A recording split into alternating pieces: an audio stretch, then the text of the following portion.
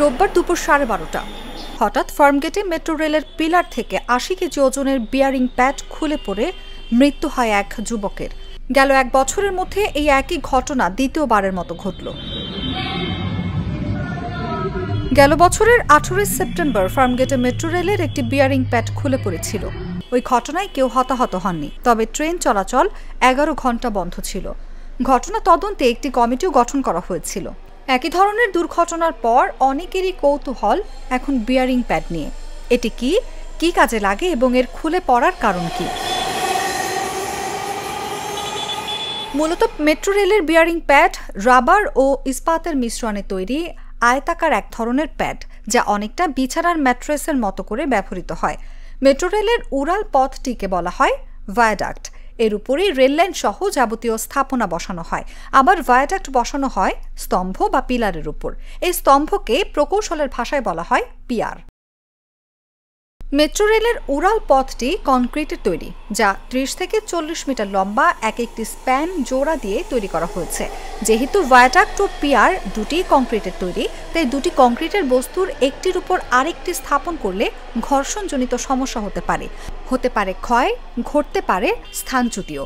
এজন্যই ভায়াডাক্ট ও পিলারের মাঝখানে রাবার ও স্টিলের তৈরি বিয়ারিং প্যাড দেওয়া হয়, যা স্থাপনাটির সুরক্ষায় কাজ করে। ঢাকায় মেট্রো রেল নির্মাণ ও পরিচালনার দায়িত্বে রয়েছে Dhaka mass transit company limited. কোম্পানিটির সূত্র বলছে, দুই পিলারের মাঝখানের প্রতিটি স্প্যানের জন্য 4টি করে বিয়ারিং প্যাড রয়েছে, অর্থাৎ একটি পিলারের আছে 4টি করে রাবার প্যাড। এগুলোর স্তরে স্তরে রাবার ও বিশেষ স্টিল দিয়ে তৈরি। পিলার ও ভায়াডাক্টের সংযোগ স্থলে বিয়ারিং প্যাডগুলো বসানোর জন্য বেজ বা ভিত্তি রয়েছে। এটি নাট, বল্টু কিংবা অন্য কিছু দিয়ে আটকানো থাকে না, বরং পিলার ও ভায়াডাক্টের মতো ভারী বস্তুর চাপে এটি টিকে থাকে। একটি স্প্যানের ওজন কয়েকশো টন হবে। কেন এই দুই ভারী বস্তুর চাপের পরও এভাবে ভিত্তি থেকে ছিটকে বিয়ারিং প্যাড নিচে পড়ে গেল, তা সবার কাছেই বড় প্রশ্ন। এই ধরনের ঘটনা মেট্রো রেলের ইতিহাসে অনেকটা বিরল বলে মনে করেন বিশেষজ্ঞ ও সংশ্লিষ্ট ব্যক্তিরা। এর পেছনে নকশাগত ত্রুটি থাকতে পারে বলে মনে করেন ডিএমটিসিএল এর কর্মকর্তারা। অনুভা বিশ্বাস, জাগো নিউজ।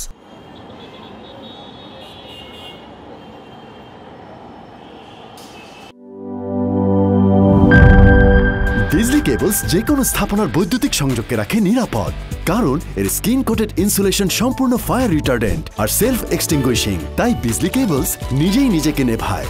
বিজলি কেবল, নিরাপদ আজীবন।